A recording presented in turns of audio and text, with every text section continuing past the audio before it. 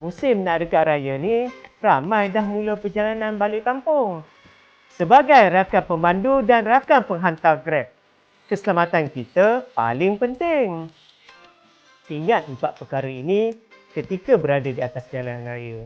Yang pertama, jangan guna phone ketika memandu atau menunggang. Yang kedua, jaga jarak kenderaan anda. Yang ketiga, jangan memandu terlalu laju.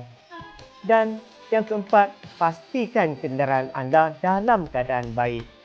Keselamatan kita bukan untuk diri kita sahaja, tapi untuk keluarga yang menunggu kita di rumah, yang menanti kepulangan kita. Selain itu, rakan pemandu juga boleh lindungi diri dengan Personal Accident Plus dari Grab. Sekurang-kurangnya, ada perlindungan untuk diri dan keluarga. Musim balik kampung dah dekat. Driver, rider pun kena ingat keselamatan di jalan raya. Selamat memandu, selamat menunggang dan selamat Hari Raya Aidilfitri Maaf Zahir dan Batin kepada semua rakan Grab.